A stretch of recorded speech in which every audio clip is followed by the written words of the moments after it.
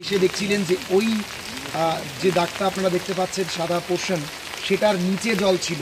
এখানে একটা রিডিং মিটারও বসানো হয়েছে, অর্থাৎ যেটা এটাকে যেন মাপা যায় জল।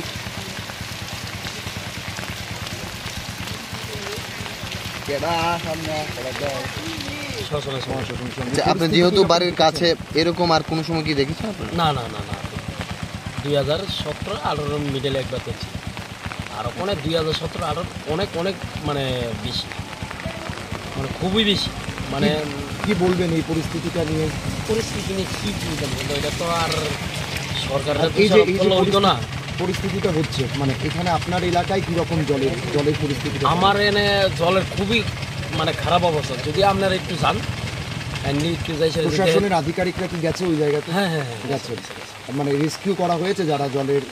রেস্কিউ তারা করছে না, তারা এমনি যাইছে, আমরা জিজ্ঞাসা করছে। আচ্ছা, আমরা নিজেরা যাইছি, তারা লোকের সাহায্য করছে, তারাও আমরা সাহায্য করছে। আমরা যাইছে বাইর করছি, যারা যারা আসলাম ভিতরে তারা সবাই বের। হাওড়া নদীর জলটা কি বাড়তেছে না কমতেছে? এখন তো মনে হইতেছে বাড়তেছে, মনে হয়, কারণ আমার দ্বারা মনে হইতেছে যে বাড়তেছে জল।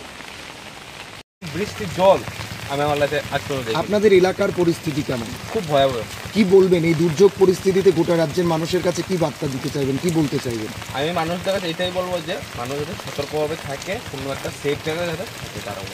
আচ্ছা, এই হাওড়া নদীর জলটা কি এত বৃদ্ধি আগে কোনো সময় দেখেছেন? না, আমি আমার লাইফে তো ফার্স্ট, আগে কখনো দেখিনি, এই ফার্স্ট দেখছি আমি, আগে কখনো দেখিনি আমি। কখনো দেখেছেন এরকম জল হাওড়া নদীতে? এর আগে দেখিনি। এর আগে দেখেননি। মানে এই যে জলের পরিমাণটা বাড়ছে, কি বলবেন রাজ্যবাসীকে, কি বলতে চাইবেন? বলবো এটা তো আসলে ব্যাপারটা, এটা মানে কী বলা যায়, মানে মানে এটা আপনি নিজেই তো বুঝতে পারছেন, মানে এর আগে কখনো দেখিনি জল দেখতে, ঘুম থেকে উঠে এসেছি। কয়টায় বাজে এখন আসছেন? আমরা 4:30। 4:30টার সময় এসে। হঠাৎ করে কেউ যেন বললো বাঁধ ভেঙে গেল।